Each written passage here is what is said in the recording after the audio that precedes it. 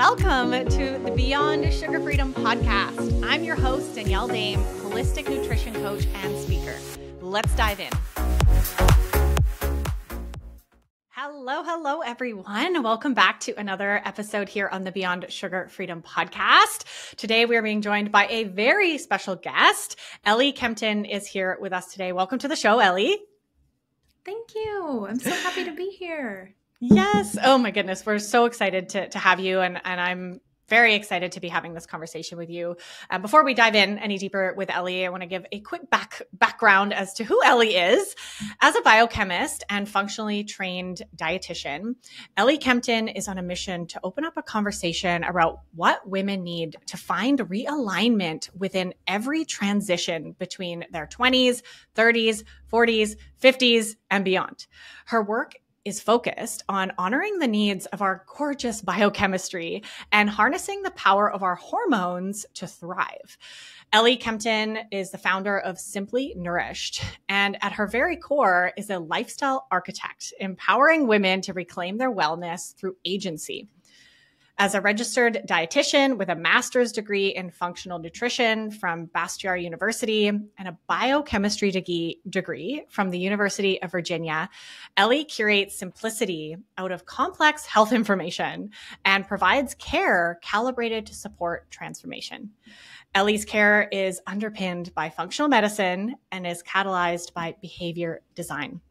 And I love that. I think, Ellie, so many listening can relate to this overwhelm or this complexity of when it comes to our hormones, when it comes to our health, when it comes to our nutrition. It's complicated. So we appreciate people like you bringing it down, helping us simplify. And I know we're going to have a powerful conversation today. So thank you again for being here. Well, thank you for inviting me, because that's truly my intention and my heart behind every conversation, is to really open up this thread of wisdom and maybe weave it through everything we do of how do we get past the noise? How do we get back to the signal? How do we curate simplicity? Because what I've found in my practice and what I've experienced to be true just firsthand is that we are inundated with so much information and so many very thoughtful and well-meaning pieces of advice of what to do. And we lose sight of even how we feel or what's aligned and what's misaligned. And so anytime I get this chance to put on a microphone and talk to a beautiful group of women about reclaiming their health and reclaiming their agency, I'm going to be doing it through the lens of simplicity. That is the foundation. And ultimately that catalyzes sustainment. Yeah, I couldn't agree more. I love that. I know we're kind of just like diving right in. This wasn't the question I wanted to start with, but I think this is so beautiful because we both agreed to just flow with it today. And like that struggle that I know so many women have of getting so overwhelmed and making being healthy so complicated. And like you said, right? And I can just hear all of my clients and all of the listeners here, right? Struggling with sugar specifically, knowing that like all the things that we've said we have to do in order to build a healthy relationship with sugar or break from our sugar addiction patterns becomes so overwhelming that we become paralyzed, right? When things become complicated, when you have too many choices, there are too many things to do, our human tendency is just to not do any of them, right? And we'll just not actually make any progress in that. So I absolutely love what you're saying. And like taking all of this great information, making it simple and applying it to what really works in our life. So we're going to get deeper into that. But before we go any deeper, Ellie, I do want to invite you to share a little bit more with all of us, with the listeners, with myself, your story. You know, I know we all have a story in terms of what got us into the work we were doing. So would love to hear, you know, what inspired you to get into this health space and this amazing message that you're sharing with the world. Yes, well, it definitely plays a tremendous role in the way I teach, because what I heard you describing was my story, that willpower that you just described, that effort, that grit, that was me. I found my journey and what I do now in a swimming pool. A chlorinated swimming pool was my home as a little 4-year-old. I was a fish and I loved to compete. I was a competitive swimmer at a very young age. And I learned early on that hard must mean good. And I took that to the nth degree. So I swam my way all the way into college. I swam for University of Virginia. And that was an environment that really amplified that grit factor, that willpower, that just absolute pedal to the metal culture was what I thrived in. And while I was there, and I would say even well before I was swimming at a collegiate level, I started to notice a few things, a few whisperings from the body, those blinking lights on my dashboard that I just ignored. We all do it, right? And it really wasn't until I was 2 years into college that those blinking lights started to make some noise. And I started to tune into some of them. But it wasn't until I was about to swim at Olympic trials that I couldn't ignore those lights anymore. My belly hurt, my body ached. I wasn't recovering from practice quite as quickly. And here I was in this rigorous science degree, biochemistry, just feeling like I couldn't even retain things cognitively. And that was scary to me. So I just started to look for answers, and really at the heart of what I was feeling was just that my gut was not well. And it turns out that I had Crohn's disease. And so really you can sit there and almost laugh to yourself thinking, holy cow, that was a lot of maybe oversight in really learning to not tune into the body. And I take it very seriously now to help the women under my care learn how to tune into their bodies so that they don't reach the degree of just misalignment that I ended up in. And in knowing what was going on clinically, and then in knowing what I knew with my just beginnings of a degree in biochemistry, I just started asking a lot of questions. I really started to explore what it would look like to treat Crohn's. And at the time, none of the interventions really resonated with me. So I just kept looking because the idea of being on medication for a long period of time or anything surgical just did not strike a chord. And I knew enough to be dangerous, we'll say. So I searched hard enough to find what is now called a functional medicine doctor in Virginia. And she sat me down and just asked me very thoughtful questions that you ask your clients every day. And I hear you talk about on your podcast, which are just simple questions like, well, what do you eat? And do you sleep? And what are your stress levels? And no one admittedly had ever asked me those questions. So it drew me in. I felt this resonance by just the simplicity and the curiosity, and she wanted to know me at a human level. So I was hooked, and I really dug into her protocol of care and really started to see change. It was slow and steady, but it felt sustainable. So having experienced that firsthand, I decided I had to work in functional medicine. And really my passion was around the role food and lifestyle design play in healing. So that's what set my compass. I went straight from Virginia out to get that master's and really dig into the science of this and understand it. The little geeky scientist in me had to understand the backdrop and the foundation of all of this. And now, having been in practice for over a decade, I really just pride myself on taking all of that science, those interventions that we hear about, and really putting them in the context of being a human being, being messy, being imperfect, having motivation some days and not other days, because at the end of the day, being able to apply an intervention in an imperfect environment is what's going to breed sustainability. So I now work with women around the country and really dig into, as I said, our beautiful biochemistry, our gorgeous bodies, and explore what's going on with blinking lights on many dashboards, but all through the lens of human compassion, seeing other women, helping them feel seen, and really creating an environment where there is this reclamation of agency, where the woman sitting across from me or the woman listening to me believes in themselves, because that's truly what changed the script for me. When I started to believe that my food and my actions could heal my body, it's almost like there was this little sprinkling of magic. Yeah. Wow. So beautiful. Thank you for sharing your story. That is really powerful.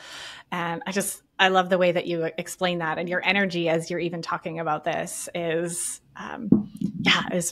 really, really empowering and really inspiring. And I know we have a lot in common in that. A lot of what you were saying, I was like, yes, yes, yes. Like this agency and this truth that we all need to come back to. And we'll get there in some shape or form, hopefully, that we can really clearly understand and believe, like we have for centuries, that our bodies have the ability to heal themselves, right? And they actually want to, and they're actually communicating to us to try to help them. And all of this, really just involves us getting out of our own way and starting to listen in a new way. And I absolutely love, obviously how you were able to do that for yourself, and that you knew enough to go see a functional medical doctor, which is so beautiful.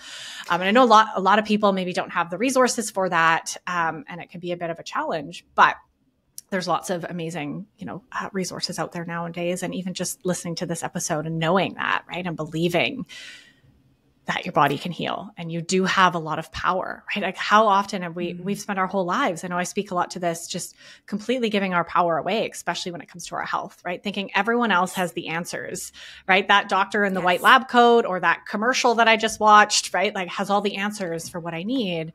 So I really appreciate your approach there. Thank you. Thank you. It definitely has set the tone for how I teach and how I listen, because I love how we can both very much just empathize with that feeling of being confused and wanting to take in the next best thing that's going to heal us. But it's all for naught if we don't have that foundation of self-trust and that intimacy of a relationship with ourselves. So we start there. And I love that we see eye to eye on that. Yeah. It's so important. So important.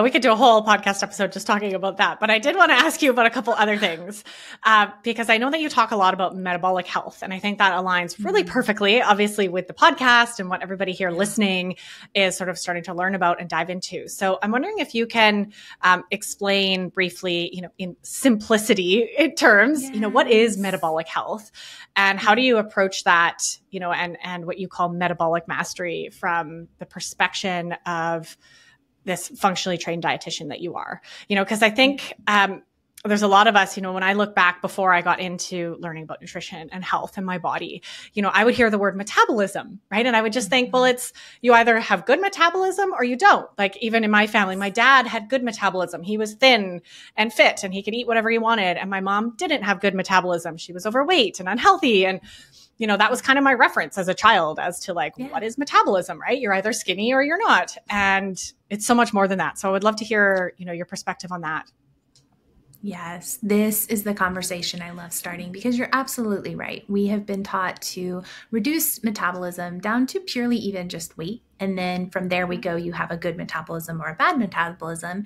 And that in and of itself can be debilitating to someone's agency.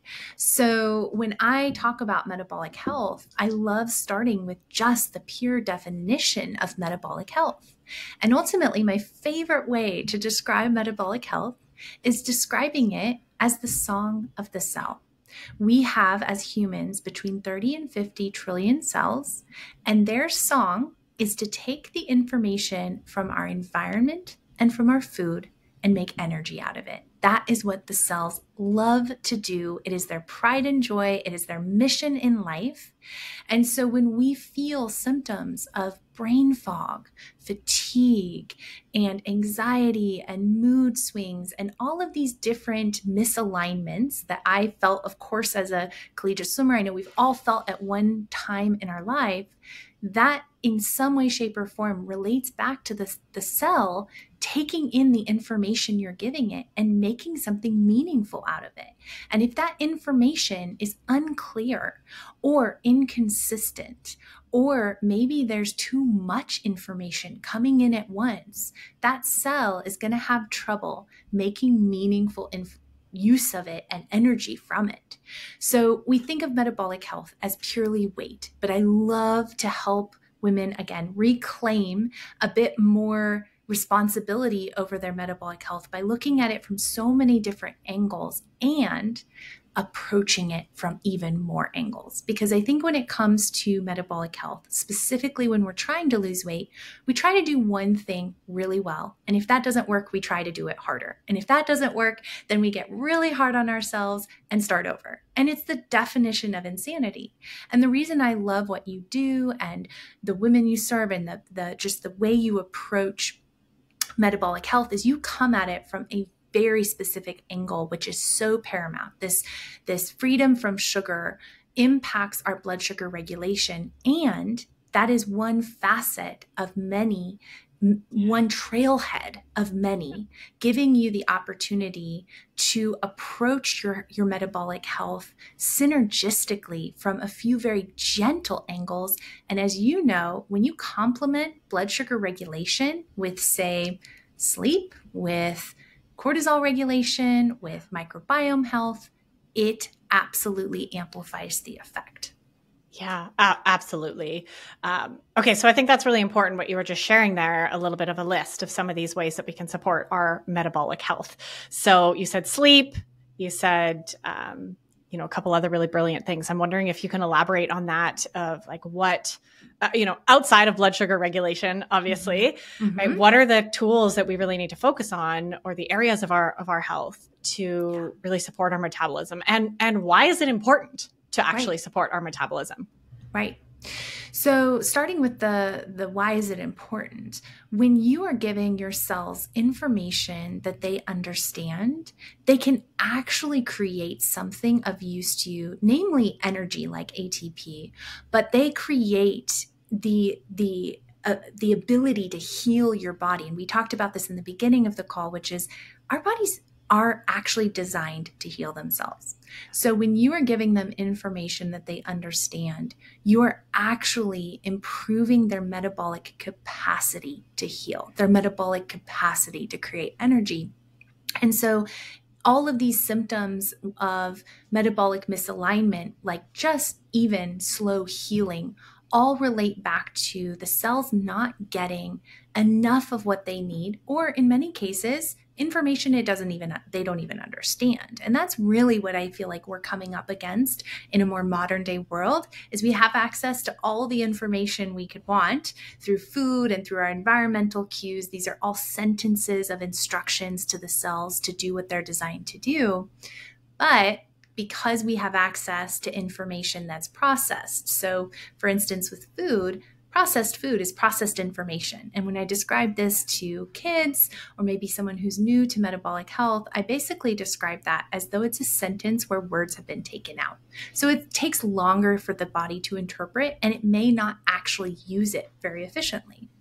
So when it comes to optimizing this metabolic health and optimizing the cell's capacity to make meaningful use of information, I see there as being 6 trailheads, one of which is blood sugar regulation. I love that you've covered that so thoroughly, because I will tell you, most women coming into the practice have never once even checked their blood sugar, and also feel baffled by it because it's something that happens beneath the surface that you don't necessarily feel moment to moment. So that's a huge trailhead.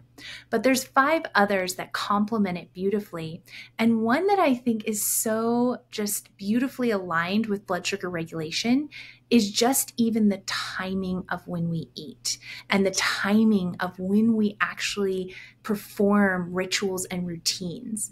This is such a metabolic optimizer to eat at consistent times, giving your body time and space to use the information you've given it, and to perform habits at specific times with consistency to give your body the impression that it's safe.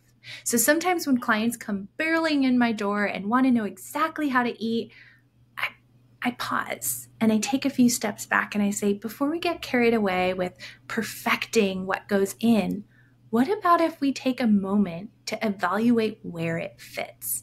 Because when you look at the timing of when you eat, and maybe even performing something as simple as a circadian fast where you just eat in the daylight hours, that in and of itself regulates your hunger and satiety cues in such a way that you don't stress about the food you're eating half as much anyhow. So timing is huge. And I'll just simplify it by saying timing of food for this conversation, but you could take it out of context and say timing of when you go to bed, timing of when you wake up, timing of when you work out. I think there's so much power and I see so much potency in being thoughtful about when you do what you do, giving you the opportunity to evaluate if it even fits. Yeah, I think that's so beautiful. Yeah. And you know what's coming up for me as you share that is because that's something that I even struggle with. And a lot of people listening are really like, we live in such a culture where we are encouraged to have these sort of routines, right? Like wake up at 6, do your meditation, all these beautiful habits that are absolutely, as you're saying, really powerful to set your metabolism and just your whole body up for a great day or for a healthy life. Where's the space in that to also allow for some flow? This is a curiosity for me, right? Is yes. I can get really way too rigid, like being yes. in my masculine brain, being planning, organizing, scheduling, and that doesn't always serve me. It actually can create more anxiety in my life, more dysregulation in my nervous system. Something that I'm playing with is finding a better balance with also having some feminine flow energy in my life, yes. which is really hard to have consistent routines if I'm in like my feminine flowing time. So I don't know if you have anything that you can share on that. Like, how do we find that balance between like what you're saying and having these things timed, especially meals, versus also allowing for like, what if I'm not hungry at noon, right? Or I'm not hungry yes. at that point, and also trusting my body and what it needs around that. I adore this question because it really punctuates what ultimately makes us human again. We're not robots. So to jot all of these things down in pen and then put them into cement really takes away the flow and the intuition, right? So when I put together a bit of structure, I'm always going to be writing it in pencil with a big eraser. Because when you come up on something that's planned or come up on a meal that's maybe consistent with the time that you had it yesterday. So let's take a very tangible example, dinner. Let's say that we're working on timing dinner in such a way that you're not eating right before you go to bed, which optimizes your blood sugar and gives you a chance to use that information and heal the body and recalibrate.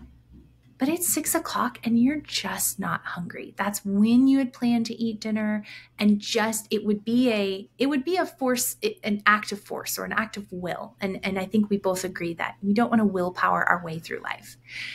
We erase it. That dinner that was planned is something that we put on pause because what we're doing is we're tuning into the most powerful information source, which is our intuitive needs being met and really aligning with those. And so I really like to describe, as I build out a day, almost like an architect drawing out the blueprint of a design. It's all in pencil so that you actually see the structure of it. But as you approach it, you have enough practice tuning into what your body needs that you have the confidence and perspective to set it aside because for whatever reason, that day, it's not serving what you need.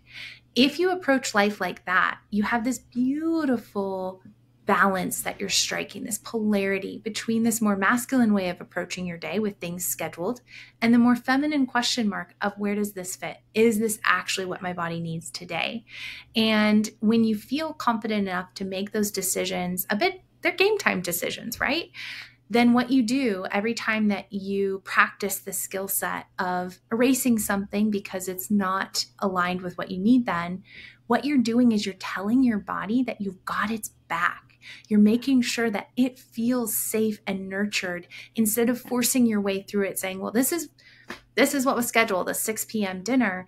And when your body feels safe, it heals faster, it uses fuel more efficiently.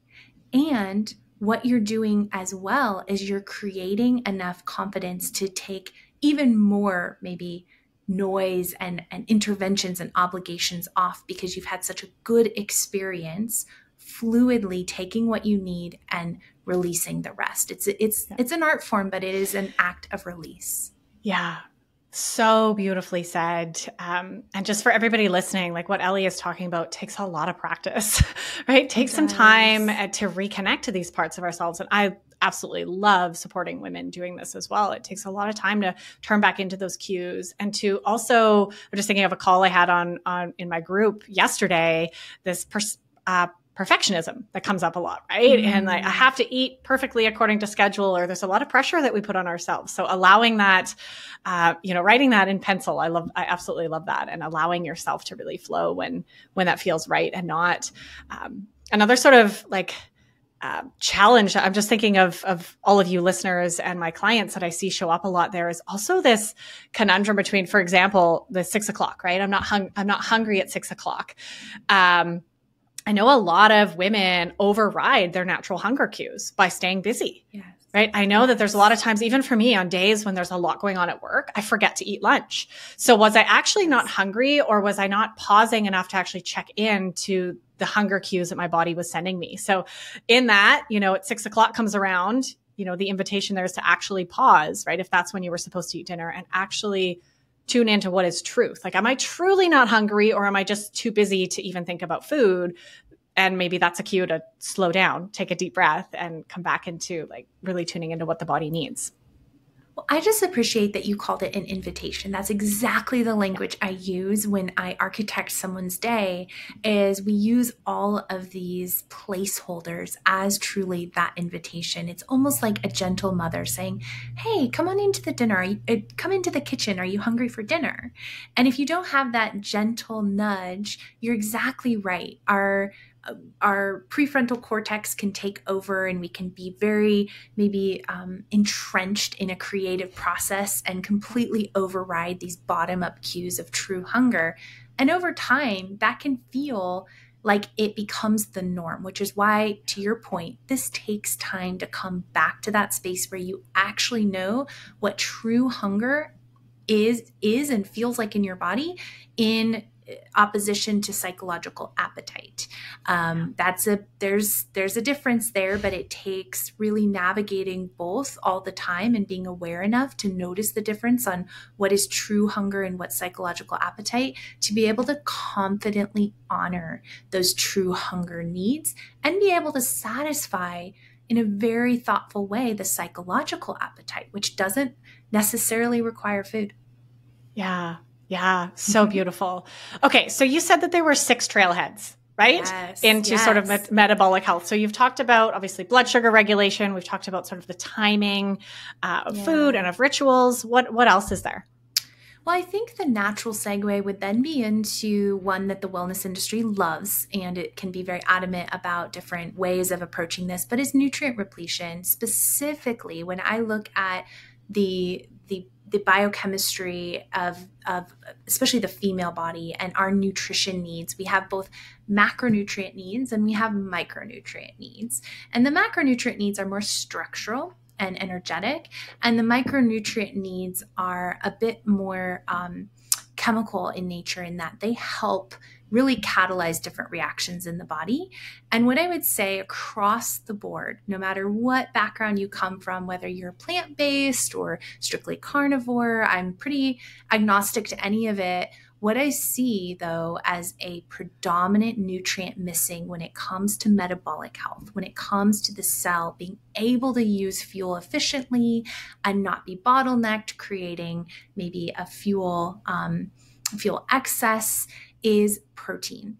Protein is a macronutrient that I would say is just maybe a little bit misunderstood. I think a lot of women are, maybe they understand where protein comes from, but at the end of the day, what I think is a big point of confusion is how much is necessary to rebuild the body, how much is necessary to anchor blood sugar, and how much is necessary as we age. So when I look at how women age across the decades, and I'm very passionate about helping women understand how our needs are different in the body of today than they were maybe a year ago, even 10 years ago, especially 20 years ago, protein is one of those nutrients that I think gets overlooked often.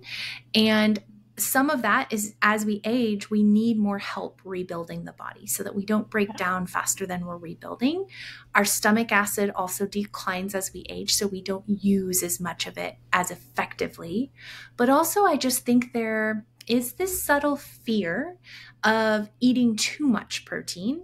And so I know as a collegiate athlete, I would just maybe throw a few walnuts on a salad and say, there's my protein for my meal, when really I don't see enough education being given on how much protein is actually adequate, how to make protein consumption easy, especially if you don't eat all different types of protein, and how to really create a scenario where you can keep up with your body as you age and you can increase the amount you eat effortlessly.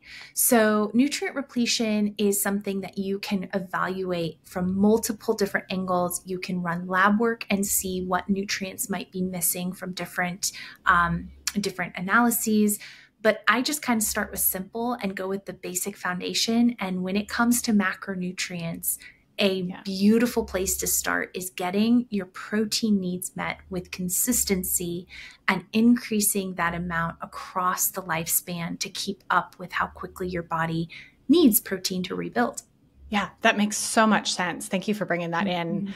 I gotta, as the Canadian here, I gotta also throw in vitamin D. Like, we don't get enough of it. Yes, we don't. And thank you for chiming in there. There's just these baseline nutrients that, different schools of nutrition and medicine are maybe in conflict around how to approach a plate. And sometimes I feel like it's just the little biochemist who's maybe agnostic to all of it. I think, well, let's just make sure we're getting baseline nutrients no matter how you approach it. And I agree with you wholeheartedly. Vitamin D is often overlooked as one of the micronutrients, as is magnesium. And protein as one of the macronutrients is often overlooked because there's so much conflict around not high carb, but maybe low carb, high fat, keto versus non. There's so much going around in that world between carb and fat that the unsung hero of the day is protein. Right. That's really good point, right? We are, I mean, I'm in that industry, right, where everybody's just talking about carbs and fat. And I'm really grateful for people like you. And I know a lot of others who are toting about the importance of bioavailable protein and the importance of that as we age.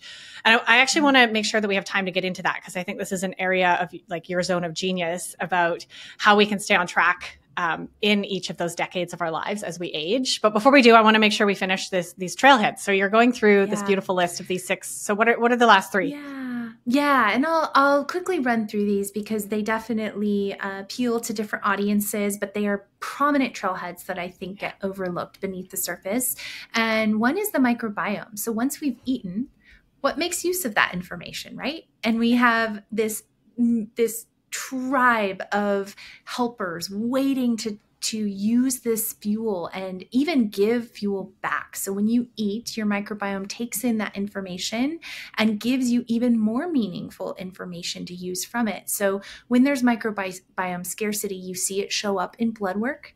You see it show up in blood sugar regulation. There's species of bacteria like Akkermansia that play a role in actually anchoring blood sugar and improving insulin sensitivity. So the microbiome is something that I very much tune into pretty early on in care. And there's very simple ways to support it that don't take much effort at all, simply by eating little bites of different plants you haven't had in a while. That's one strategy. And another is truly just to consistently weave in fermented foods. When you pair these two, it takes very little heavy lifting because it's not mountains of plants. It's just diversity. And then you get their buy-in. You get this microbiome's weigh in. And I always like to relate the microbiome to minions. So you imagine these minions in your gut absolutely going to work on your behalf. And when you think about it like that, I feel like somehow there's this extra little nudge of excitement about it. So microbiome is one. And then the segue from that is the microbiome also, once they've given back information, having processed the fuel you've consumed, they also help you release metabolic waste. So we get so focused on our inputs and this information that helps the metabolism sing, when really, can we make sure that we're releasing as quickly as we're taking in? So the 5th trailhead is drainage and detox. Are we seeing bowel movements every single day? Are you sweating? Are you breathing more heavily through maybe a brisk walk? These are all pathways where your body releases metabolic waste after it's used the fuel. And especially in our day and age where we're inundated with maybe more chemicals and more pollutants, releasing waste is even more important than before. Yeah. Powerful. Thank you so much for sharing those. Yeah, I mean, each of those could be a podcast episode on their own. I really appreciate that. A little mini-series. A little mini-series coming at you. Stay tuned, everybody. Yes. But I absolutely love those. And thank you for sharing, this little bit of a blueprint. I think that's really helpful for everybody listening, that these are areas that we can start looking at. And how easy is it for us and everyone maybe listening to become obsessed over blood sugar, right? And to just focus on this one pathway when there's so much involved. And it's all connected. These are not separate things, right? Our microbiome and our insulin and our brain and our nerves and our livers, everything's connected here. So thank you for bringing that forward. Okay. So you mentioned a little bit ago about needing more protein as we age in these decades. And I absolutely love what you share online and the conversations that you have around understanding that our bodies, especially as women, are changing every decade, right? Or maybe even less.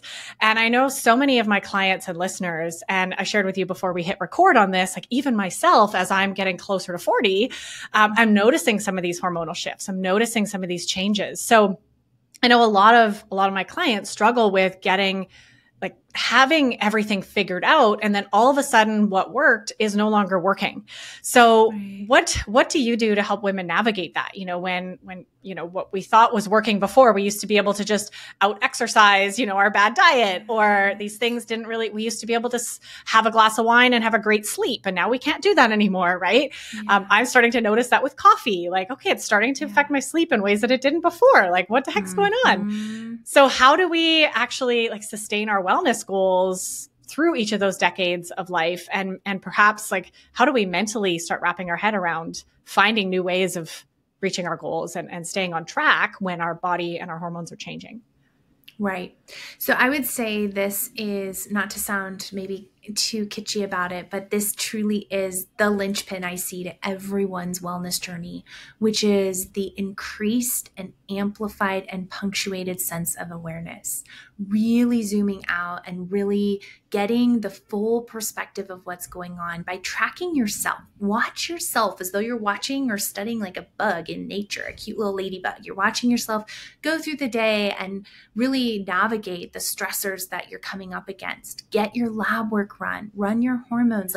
Really, before you take action in any stage of life, I give this task to a 20-year-old and I give this task to a 60-year-old. We can't take action on these changes you're feeling if you don't exactly know the extent of the change.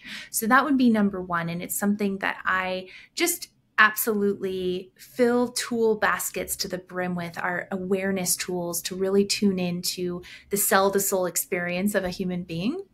But what I would say is most impactful, or maybe makes the biggest imprint on us as we age, is our tolerance to stress. And so as women, we have this really precious hormone called progesterone, and it declines naturally as we age. That's to be expected. And so what happens as we encounter stress while our progesterone is declining is we start to become less tolerant to it. When cortisol, the stress hormone in our body, goes high, progesterone goes shy. So ultimately that means that we start to lose our sense of groundedness around these subtle and not so subtle stressors faster than we used to. We become disintegrated faster than we used to. So things that used to feel like maybe hardly a thing, not a stress, a hard workout, or maybe a sleepless night, you could bounce back the next day, jump right into your obligations and be fine. Whereas now, maybe a hard workout or an extra glass of wine or a poor night of sleep has just completely floored you. So with this sense of awareness, what you're going to gather is the capacity to interrupt patterns of subtle and not so subtle stress in really thoughtful and actually approachable ways. I think the whole world of telling women that stress is bad for them is not one that I want to contribute to. Instead, I want women to be aware of their stress patterns and actually equip their body for that stress if it's a necessary stress. For instance, I would call working out a necessary stress. I think being active is a stress on the body that we are meant to endure, but are we equipping our body appropriately for that stressor? And often I think what really what changes our health story as we age is we aren't aware of where most of our stressors are coming from, and we aren't equipping that stress appropriately. We aren't equipping long days of Zoom calls back to back appropriately. We aren't equipping a sleepless night appropriately. And so that is where I see the most work needing to be done as women as we age, is really getting a granular perspective on where our stressors are coming from. I give my clients this worksheet called a tolerance worksheet, and I essentially have them for a week build out a list of everything that they tolerate every day. That loud noise, this commute, this Zoom call, whatever it is, these tolerances, because we can all relate to that word tolerate. Oh yeah, I just tolerate that. I tolerate that. And often some of the tolerances, the things that we just absolutely have gotten used to, are things that can be removed from the system. But the ones that can't, our obligations, our responsibilities as maybe mothers, and maybe in our jobs and our work, maybe some of these things that are tough and we have to tolerate merely just need to be equipped with the right amount of information through food or maybe nervous system support, that doesn't pose itself as such a threat to the body. And when it doesn't pose as big of a threat, we preserve more of our progesterone. And because progesterone makes us feel so calm and so grounded, what we're going to find is that we can navigate stress with more ease and more grace and bounce back from it a bit more quickly. Yeah. Wow. Okay. That's really, really insightful, really beautiful. I hope everybody's really listening to that. Right. And as you're talking, I'm thinking about even my own life and the changes I've noticed in my sleep. And now, because I'm so aware of my body, like, okay, I'm going to prioritize going to bed a bit earlier. I'm going to prioritize these things that I know that my body is telling me I need. I think one of the things that I get a lot of feedback from my clients as they age is this resistance to that process. So the word that comes up as you're talking is acceptance as well, right? Acceptance that we are aging. And that means our hormones are going to change. Our tolerance to stress is going to change. Our blood sugar might change. Our needs are going to change. And I think there's this perception in our society that it's kind of like set it and forget it. Like we figure out what works for our health and it should stay that way for the rest of our life. And we're not so good at ebbing and flowing, right? And at rolling with the punches and going, okay, that used to work. Now it doesn't. Okay, what's going to work now? And I think there's an acceptance piece in that we need to understand we're forever evolving mentally, physically, spiritually, our lifestyle, the people in our lives, right? Friendships coming and going, jobs coming and going. All of this is part of our evolution as humans. Yes. That goes with our body as well. So I don't know, that was just really coming up as you were sharing that beautiful message around stress. There's an acceptance piece here. Yes, I love that. And I would say then even once you get to the place of acceptance, can we go one step further as a collective and go from acceptance to a celebration? Can aging be this space of reclaiming power? And with wisdom comes so much perspective. And I think to your point, it's there is this fear that's associated with these shifts when once you've accepted them and understand them through that sense of awareness, then you can absolutely grab life by the reins and celebrate the next step, knowing you have a bigger tool basket than ever before. That's kind of how I describe aging to my clients is every day, put a new tool in your life's tool basket that you're going to pull out tomorrow so that by the time you are that fierce, fabulous 80-year-old, you've got the world's largest tool basket and you're kicking butt and taking names. I love it. That's me. I want that to be me. Yes, you and me both, sister. Yeah. And as you're just sharing that too, I mean, the piece around who you surround yourself with is really coming up, right? Because I can see like for myself example, like my husband and I try to be in bed, not asleep, but at 8:30, which is crazy for a lot of people. Like, are you crazy? Right. You're lame, Danny. I'm the one leaving parties early. And I'm okay with being a little bit different and for standing up for what I need. But I know a lot of my clients don't and really struggle with that piece. A lot of women really struggle with speaking up for what they need because it's going to go against what their like social network may think, right? Whether it's giving up sugar or going to bed early or not drinking coffee or like whatever these choices are that you're making because you know what you need at whatever stage or decade of life you're in, right? Sometimes those are really radical, right? And sometimes they are going to take a bit of like your own self-confidence and possibly finding new friends. Like I'm going to say that's something that I had to go through. I was going to go there. Yes, because when you don't feel celebrated by the people you surround yourself with, humans don't continue something that they feel criticized for. We don't heal through punishing our way there. We heal through celebrating our way there. Yeah. And so even if you looked at the anatomy or architecture of a habit, really habits only get formed when they're rewarded. So your husband being in bed at 8:30, right there beside you is a form of celebration that tags in your brain to do that habit again tomorrow. But if you were sneaking into bed at 8:30, feeling slightly bad that you're missing out on this time with your husband, your brain is basically going to tag that as something to possibly not repeat tomorrow because it wasn't life-giving. So if you just boil it down to our life being a navigation of what's safe and what's not safe, really creating an environment where the things you want to repeat feel really safe and celebrated is going to make this process of claiming wellness so much easier. Yeah, 100%. This is a beautiful thing or space to sort of wrap things up here. I want to keep talking to you about habits and there's so many questions that I have for you, but I want to be respectful of everybody's time. So this has been incredible, Ellie. I love where we kind of flowed with this. I didn't ask you half the questions that I wanted to, but everything, really was really needed here. Yeah, totally. You're back. You're coming back. There's a series, right? We're talking about there's a whole series. 6-part series. 6-part series. So yeah, thank you so much for that. And I'm just curious if there's any like final pieces on your heart here that you feel like you didn't get to say today that feel really important. And then also please share a little bit about how you work with clients and where people can find you to come and check out more of what you're doing online. Yeah. I would say the most important thing for me to make very clear any chance I get to speak about this with other women is to really claim and maybe remain committed to a sense of compassion with yourself as you make your way through any of this. I think we're spoon-fed opportunities to be very critical and to maybe point out where we missed the boat or where we failed. But really where I see the most effortlessly well women thriving is the space where they just approach things from this beautiful human-centered space of grace and compassion as they try new things and stumble and fall and try them again. When you come at life through that sense of just playful compassion and not maybe willpower-driven martyrdom, what you'll find is that so much of this wellness puzzle doesn't even feel like a puzzle anymore. It feels like the things that are meant for you come into your life with more ease and more effortlessness.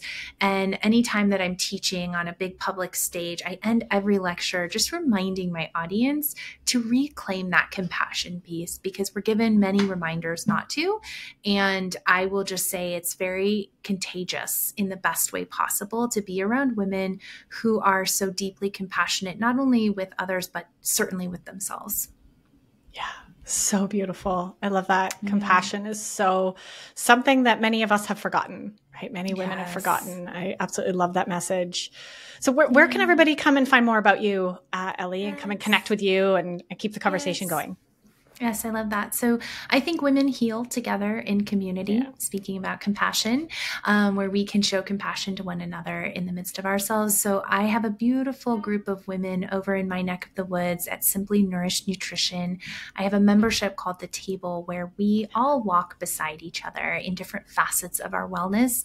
And while I do have private practice, what I love seeing anytime I graduate a woman from my care is them being able to sustain their agency and sustain their triumphant just stepwise journey forward in the context of others. So the table is meant to be a space where women can do that. And every quarter of the year, we dedicate our time to a different topic of health. So the first quarter is my favorite. It's metabolic health. And the second quarter is energy and adrenal health. The third quarter is hormone balance. And the fourth quarter is digestion. And every week we just meet to learn about one new habit a week. We call it the goddess habit because women who work with me are royalty. I always make sure they know that.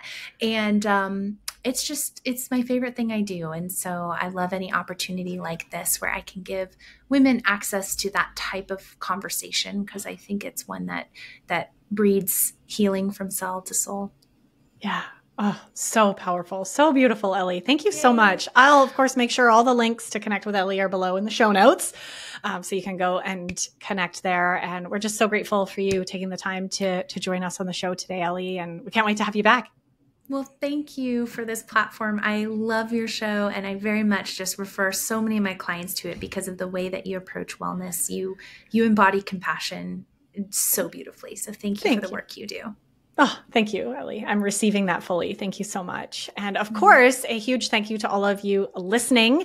Thank you so much for being here on another episode. And we look forward to seeing you on the next one. See you soon. Thank you for tuning in to another episode. If you're loving what we talked about today, please remember to subscribe, leave a review, and share this episode with someone you love. And if you're ready to dive deeper into discovering your root causes and patterns that are keeping you hooked on sugar, be sure to check out our brand new free workshop series that will help you kick emotional eating for good. Find the link to download this free series and other amazing resources in the show notes below.